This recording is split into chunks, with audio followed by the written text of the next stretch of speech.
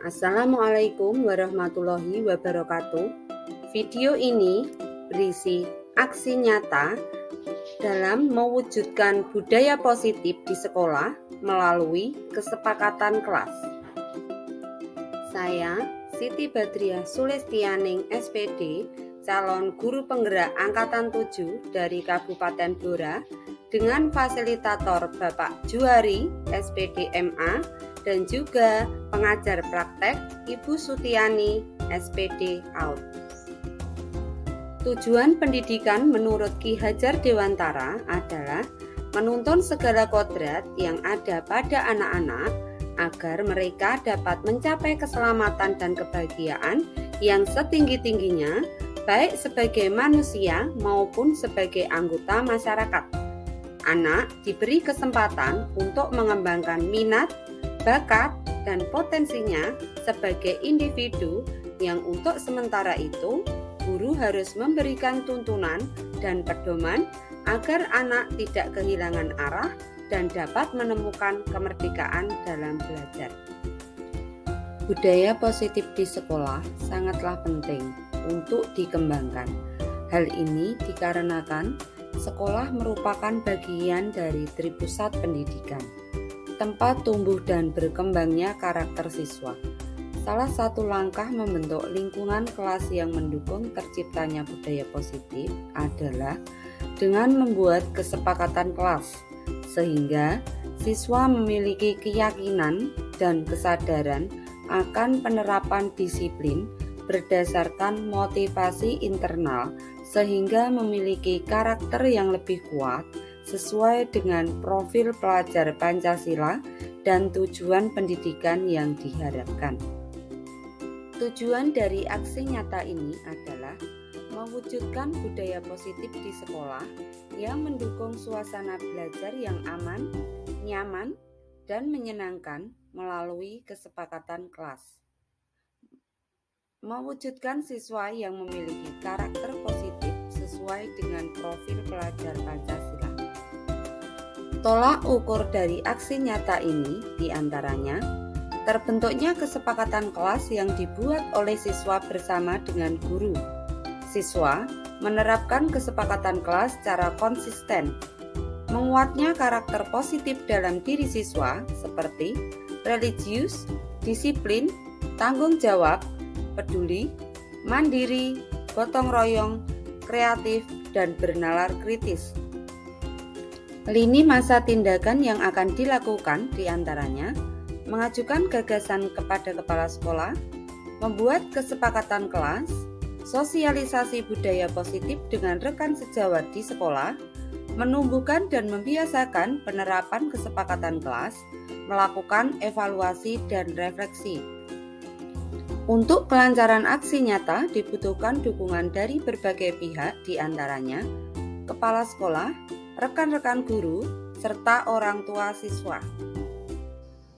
Proses pembuatan kesepakatan kelas.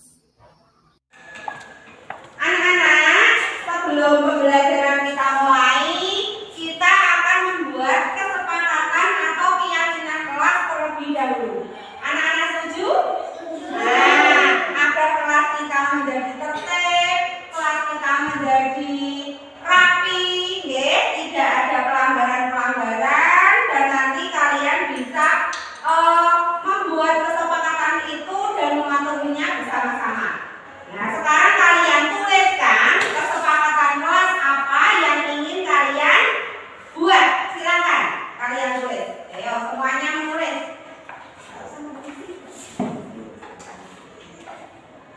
Nanti setelah kalian tulis, yang sudah selesai menulis boleh ditempelkan di depan. Di sini. Nah, ditempelkan satu persatu di depan. Yang sudah boleh silakan langsung ditempelkan di depan. Sudah? Ya. Bisa menempelkan deh? Tak bantu deh? Ya. Oke, sudah, kembali. Tidak apa-apa, ayo bawa sini. Oke.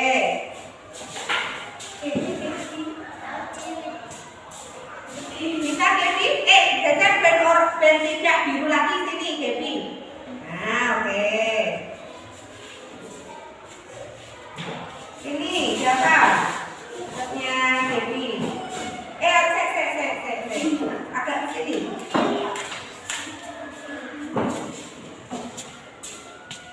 Mana yang lain? Ayo yang lain.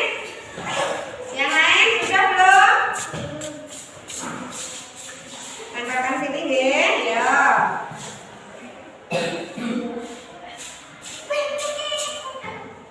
Ya, yang lain ayo.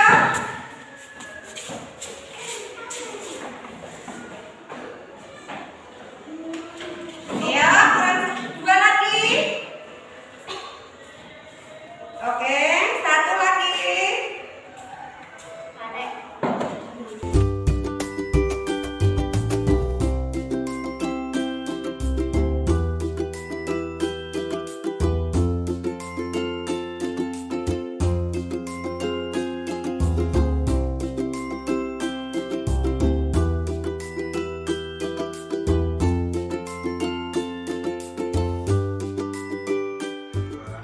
Assalamualaikum warahmatullahi wabarakatuh.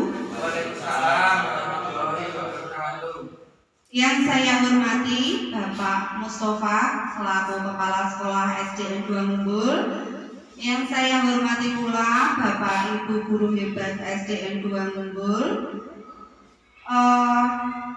Pada hari ini alhamdulillah kita semua bisa berkumpul kembali dalam acara diseminasi tentang budaya positif yang ada di kelas dan di sekolah SDN 2 Mumbul ini. Perkenankanlah saya untuk menyampaikan paparan mengenai tugas saya sebagai guru penggerak, yaitu membuat aksi nyata tentang budaya positif yang ada di sekolah ini.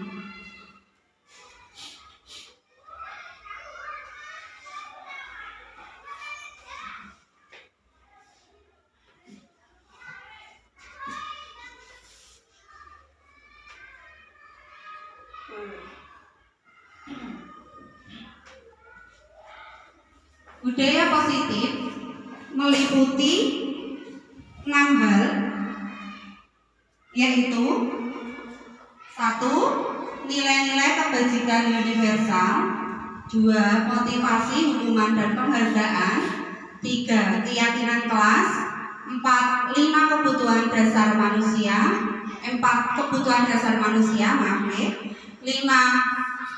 posisi kontrol, dan yang terakhir segitiga restitusi.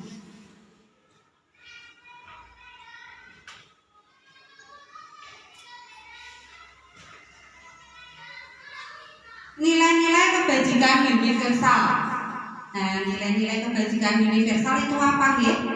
Nilai-nilai kebajikan universal itu merupakan sifat-sifat positif manusia yang merupakan tujuan mulia yang ingin dicapai dari setiap individu. Nah, kita semua sebagai guru menginginkan agar anak-anak kita, anak didik kita memiliki nilai-nilai kebajikan universal sesuai yang dikemukakan oleh Dian Gosen, yaitu beliau mengaitkan nilai-nilai kebajikan yang diyakini seseorang itu, maka motivasi intrinsiknya akan terbangun sehingga menggerakkan motivasi dari dalam diri manusia untuk mencapai tujuan mulia yang diinginkan.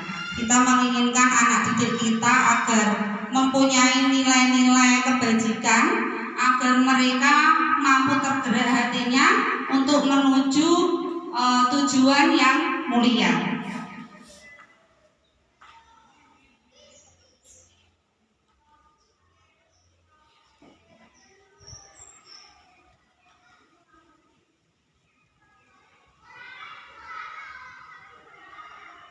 Selanjutnya ada motivasi, hukuman, dan penghargaan. Ada 3 motivasi perilaku manusia, yaitu Yang pertama untuk menghindari ketidaknyamanan atau hukuman. Yang kedua untuk mendapatkan imbalan atau penghargaan dari orang lain. Yang ketiga untuk menjadi orang yang mereka inginkan dan menghargai diri sendiri dengan nilai-nilai mereka yang mereka percaya. Sedangkan hukuman dan penghargaan yaitu cara-cara mengontrol perilaku seseorang yang menghancurkan potensi pembelajaran yang sesungguhnya. Dulu kebanyakan bapak ibu banyak yang menghukum siswa, ini bisa menghancurkan potensi dari dalam diri siswa.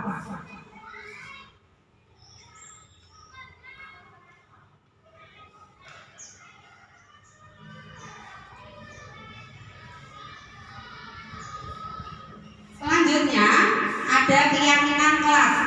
Apa itu keyakinan? Ada yang tahu mungkin Bapak Ibu guru? Monggo, Pak Ki, mungkin? Keyakinan yaitu nilai-nilai kebajikan universal yang disepakati secara tersirat dan tersurat, lepas dari latar belakang suku, negara, bahasa maupun agama. Ya betul Bapak, itu nilai keyakinan secara umum ya.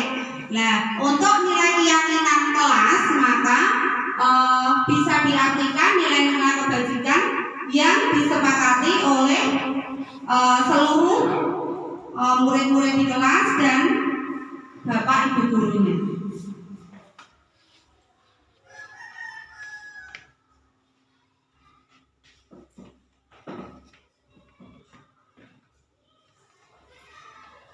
Selanjutnya ada 5 kebutuhan dasar manusia. Manusia itu mempunyai beberapa kebutuhan dasar, yaitu yang pertama bertahan hidup, yang kedua kasih sayang dan rasa diterima, ada kebebasan, ada kesenangan dan ada penguasaan. Jadi manusia itu memiliki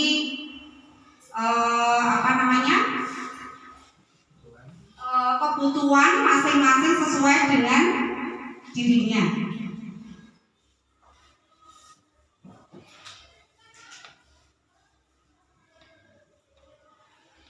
Yang kelima ada 5 posisi kontrol.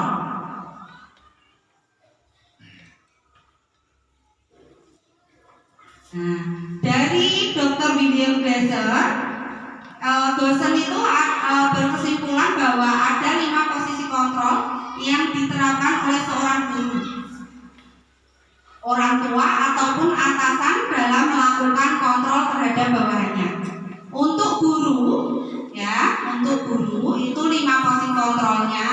Yang pertama pemhukum, pembuat rasa bersalah, teman, pemantau, dan manajer. Nah, untuk guru itu sebaiknya yang paling bagus itu adalah berperan sebagai manajer. Kalau belum bisa menjadi manajer, paling tidak menjadi pemantau bagi murid-muridnya.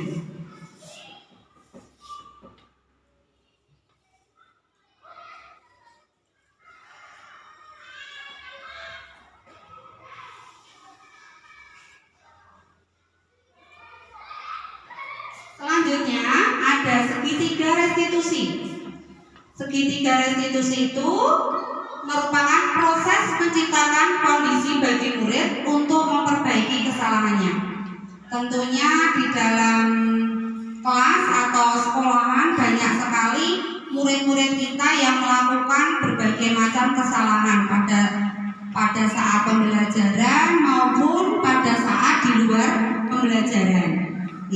Nah, proses segitiga restitusi ini diawali dengan memberikan pertanyaan-pertanyaan yang dapat menggali hal-hal yang menjadi penyebabnya mengapa anak tersebut melakukan kesalahan tadi, serta konsekuensi yang harus diterima dari suatu kesalahan yang telah dilakukan oleh murid tersebut.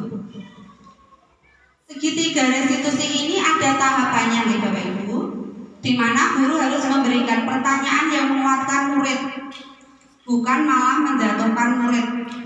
Di sini kita harus selalu berpusat pada murid sesuai dengan filosofi yang dikemukakan oleh Bapak Ki Hajar Dewantara.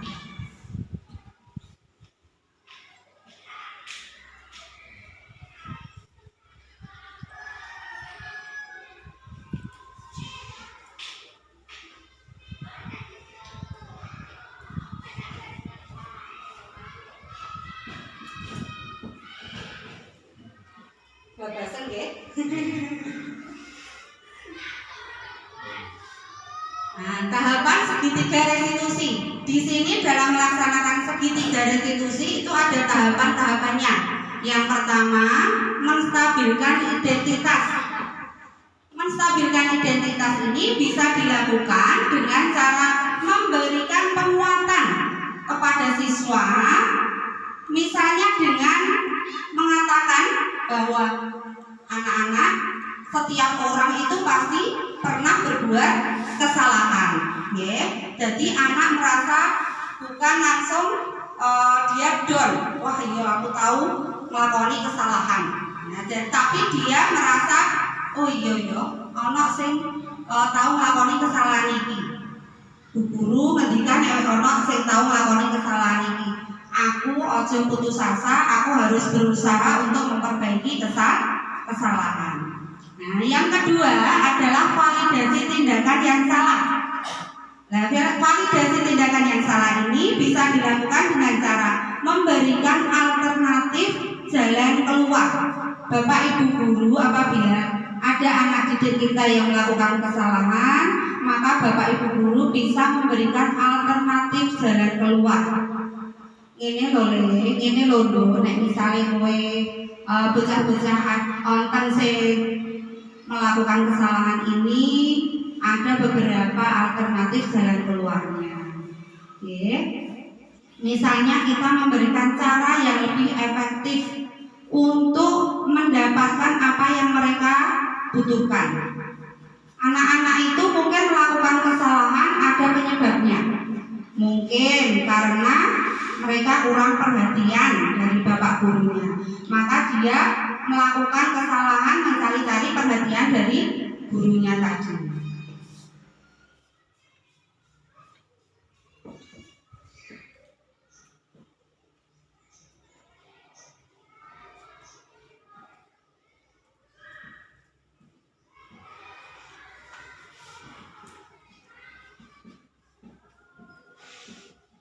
Nah, yang selanjutnya adalah menyampaikan keyakinan. Di dalam menyampaikan keyakinan ini bisa dilakukan dengan cara mengingatkan konsekuensi. Sebelumnya di kelas itu guru beserta murid harus membuat konsekuensi atau kesepakatan kelas beserta konsekuensinya. Dirundingkan dengan murid kesepakatan apa yang harus kita buat apabila kita berada dalam kelas. Dan nanti kalau misalnya kalian melanggar, apa konsekuensi yang harus kalian terima. Jadi sebelumnya harus kita rundingkan terlebih dahulu dengan murid atau siswa. Oke. Di dalam menyampaikan keyakinan ini dilakukan dengan cara mengingatkan konsekuensinya. Kalau kalian melakukan kesalahan ini, konsekuensinya apa? Konsekuensi bukan hukuman, beda ya Bapak Ibu guru. Konsekuensi itu apa? Konsekuensi adalah tindakan yang harus dilakukan siswa apabila mereka melanggar kesepakatan kelas yang telah dibuat. Tapi konsekuensi ini sifatnya tidak menghukum. Ini cuma peringatan yang membangun.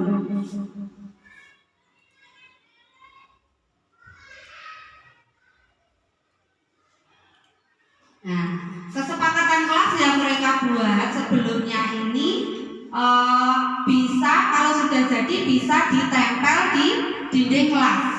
Kalau di kelas saya ada salah satu contoh kesepakatan kelas yang sudah kita buat. Salah satunya adalah tidak boleh tidur pada saat jam pelajaran. Biasanya anak-anak SD itu kalau jam siang itu mereka tiduran, delosor ning meja terus tidur. Nah, sebelumnya kalau kita buat kesepakatan kelas, kalau anak-anak misalnya jam pelajaran kok tidur, apa konsekuensinya anak-anak? Nah, ada yang mempunyai ide harus mengerjakan tugas di depan Bu Guru, ada yang mempunyai ide yang lain, mari kita rundingkan dulu. Dan ini konsekuensinya harus mengerjakan tugas yang diberikan oleh guru di depan kelas. Biasanya pada saat jam pelajaran ibu menjelaskan tentang materi dan anak tersebut tidur, maka konsekuensinya mereka pada saat Bu Guru sudah selesai menjelaskan, mereka harus mau untuk mengerjakan tugas tadi di depan kelas.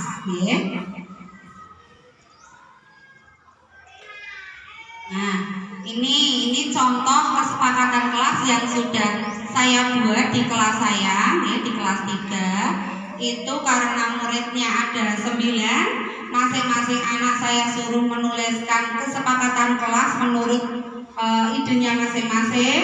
Itu sudah saya tulis dan konsekuensinya jadilah seperti ini.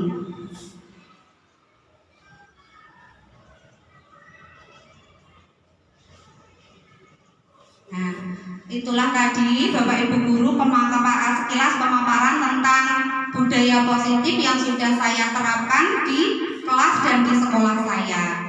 Kalau misalnya ada tutur kata saya yang kurang berkenan di hati Bapak Ibu Guru dan Bapak Kepala Sekolah, saya minta maaf. Wassalamualaikum warahmatullahi wabarakatuh.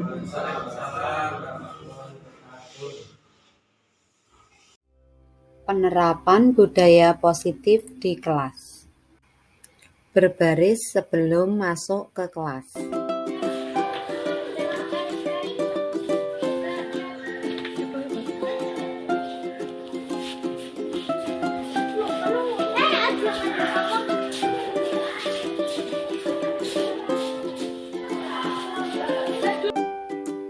Menumbuhkan karakter religius dengan cara berdoa sebelum dan sesudah pembelajaran. Tanggapan guru mengenai budaya positif di sekolah.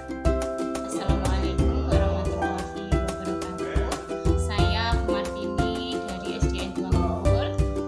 Menurut saya budaya positif yang diterapkan di SDN 2 Ngumpul ini, yang diterapkan Bu Siti Badriah, ini sudah bagus. Menurut saya budaya positif tersebut bisa melatih siswa untuk disiplin dan tanggung jawab, baik di kelas maupun di luar kelas, dan bisa meningkatkan dari mutu SDN 2 Ngumpul. Itulah pendapat saya mengenai budaya positif yang ada di sekolah ini. Wassalamualaikum warahmatullahi wabarakatuh. Tanggapan siswa mengenai budaya positif di sekolah. Assalamualaikum warahmatullahi wabarakatuh.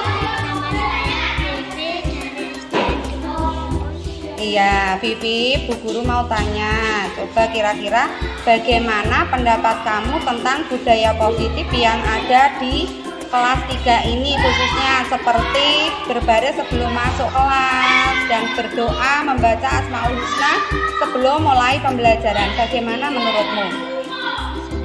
Ya, alhamdulillah nggih, anak-anak sudah setuju, sudah bagus. Menurut kamu bagaimana cara mengajar Bu Siti di kelas 3? Sudah bagus atau sudah menyenangkan apa belum? Menyenangkan apa tidak pada saat mengajar? Iya, terima kasih Vivi atas pendapat kamu.